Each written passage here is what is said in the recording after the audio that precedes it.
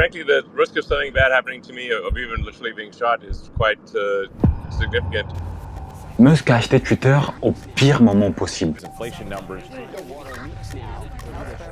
Avec une inflation au max et un taux d'intérêt extrêmement élevé. Ce que beaucoup de gens ne savent pas, c'est que sur les 44 milliards de dollars qu'il a payés, seulement 20 milliards de dollars sortent de sa poche. Et ça, en vendant ses actions Tesla et en réduisant ses participations dans d'autres sociétés. Les 24 milliards de dollars restants proviennent de dettes d'institutions financières tels que Barclays, Bank of America et Morgan Stanley. Est-ce que vous avez une idée de combien ça représente en paiement d'intérêt? 1 milliard de dollars, c'est ce que Elon Musk doit payer par an à ces institutions, sachant que l'entreprise galère énormément à gagner de l'argent. Twitter a perdu 1 milliard en 2020 et 200 millions de dollars en 2021. Mais tout d'abord, est-ce que vous savez pourquoi Elon Musk a acheté Twitter? Musk a acheté la plateforme parce qu'il se décrit comme un absolutiste de la liberté d'expression. Et il risque même de se faire assassiner à cause de ça. Maintenant, la question qui se pose, est-ce que Elon Musk a vraiment une stratégie solide pour faire gagner de l'argent à Twitter et financer son emprunt? Mais surtout, comment prévoit-il de restaurer la liberté d'expression face à des sociétés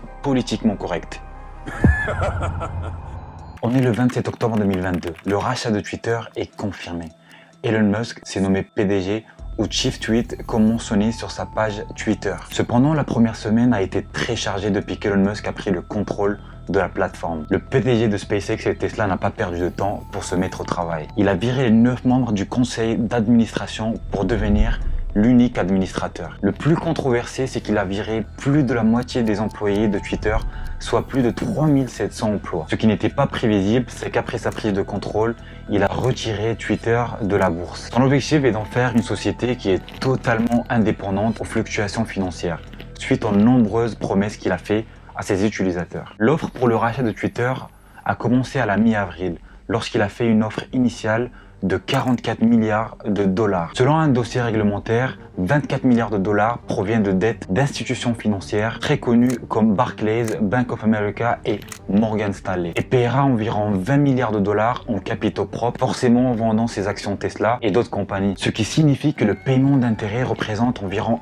1 milliard de dollars par an, ce qui est énorme. Effectivement, ça revient très cher pour une société qui a généré zéro profit depuis 2022. En fait, ça veut juste dire qu'il n'a pas trop le droit à l'erreur. Son argent, sa réputation, mais également sa promesse aux utilisateurs sont en jeu. Vous allez voir tout au long de cette vidéo, mais Elon Musk n'en fait qu'à sa tête. Comme d'habitude, j'ai envie de dire, et va enchaîner les grosses surprises. Mais d'abord, pour comprendre le rachat de Twitter, il faut comprendre d'où viennent les motivations d'Elon Musk.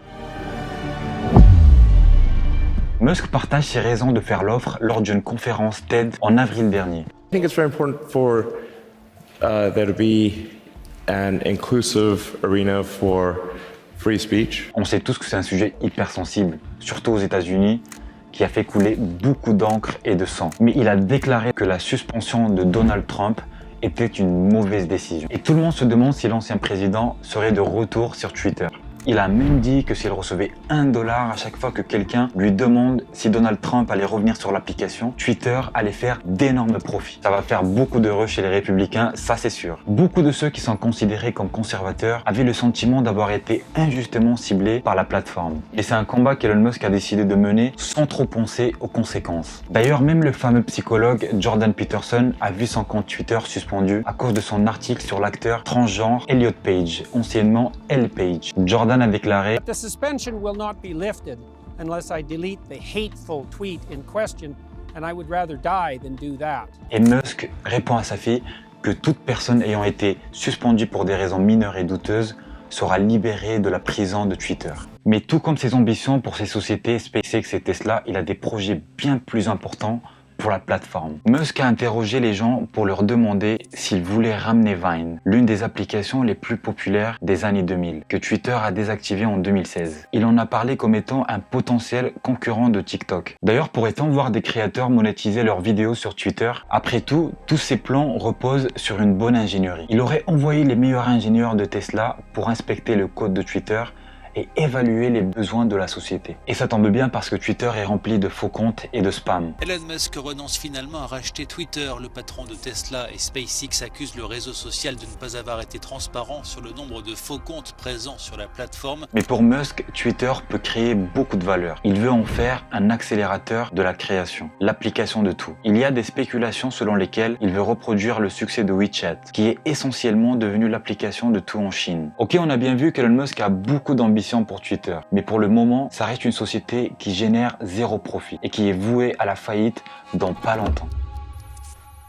C'est pour ça qu'il pense que le moyen de vaincre les faux comptes tout en gagnant de l'argent, c'est de faire facturer la coche bleue pour ceux qui veulent. Le badge bleu de vérification est devenu un symbole de statut accordé aux journalistes, célébrités et politiciens, qui a provoqué la colère de beaucoup lorsqu'ils ont appris qu'ils devaient payer 20 $ par mois pour garder leur coche bleue. C'est sans doute sa décision la plus controversée au cours de la première semaine. Il a dû revoir le prix vers la baisse, à 8 $ suite à ce tweet de Stephen King, le fameux romancier américain. Et s'est demandé si l'auteur d'horreur serait prêt à payer 8 $ à la place. Mais est-ce que cette solution va réellement sauver Twitter? Elon Musk espère vraiment que cette stratégie fonctionne, tout simplement parce qu'il y a une grosse opposition en face. Je m'explique. Plusieurs célébrités ont annoncé abandonner l'utilisation de Twitter et l'ont annoncé publiquement. On en cite Gigi Hadid, Amber Heard, Jim Carrey et plusieurs autres acteurs et animateurs. Ils pensent que le nouveau leadership de Twitter incite à la haine et souhaitent quitter la plateforme. Mais malheureusement, cela nuit fortement à la réputation du réseau social. Non seulement Twitter a perdu beaucoup d'utilisateurs, mais ce qui suit est plus catastrophique. La plateforme a également perdu énormément d'annonceurs. Pour être plus précis, Twitter a perdu 50 de ses 100 annonceurs les plus rentables depuis qu'Elon Musk a pris le contrôle. Surtout que ces 50 compagnies ont dépensé près de 2 milliards $ en publicité sur Twitter depuis 2021. La décision a été prise suite aux multiples controverses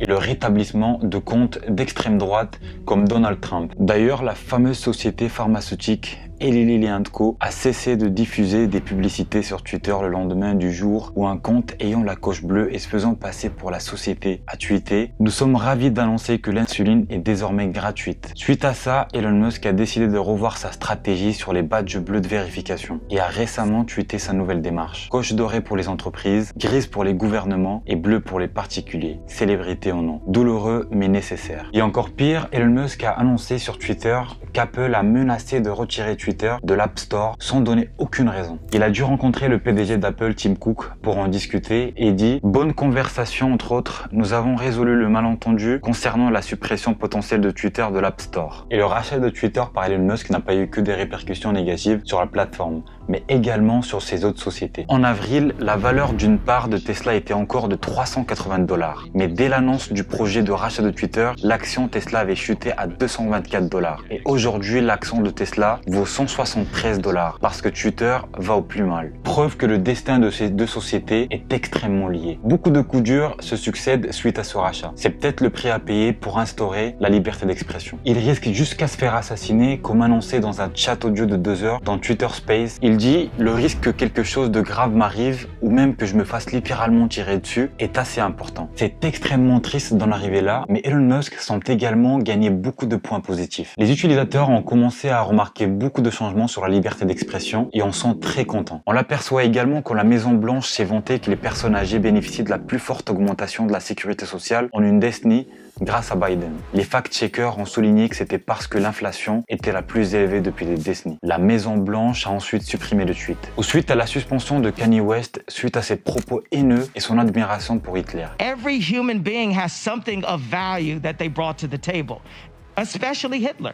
Malgré son amitié que le lie à Elon, il a bien été banni de la plateforme. En tout cas, Elon Musk semble vaciller d'une idée à l'autre pour sortir de cette crise financière. Après tout, c'est quelqu'un qui a eu des succès majeurs dans la création et la direction de grosses sociétés comme Tesla, SpaceX ou même PayPal et n'est pas prêt de baisser les bras. Et le chemin semble semé de beaucoup d'obstacles avant de redorer la marque Twitter à nouveau. Mais il faut surtout garder à l'esprit que la liberté d'expression ne signifie pas un discours sans conséquences. Et ce qui est sûr, c'est que beaucoup de démocraties ne tolèrent pas ça pour le moment. Et le prix à payer est beaucoup plus conséquent que ce que Elon Musk espérait. Maintenant, vous pouvez penser, la liberté d'expression n'est pas une valeur absolue, la plus importante de toutes, sur laquelle se font toutes les autres. Je vous laisse y répondre en commentaire. Merci d'avoir regardé.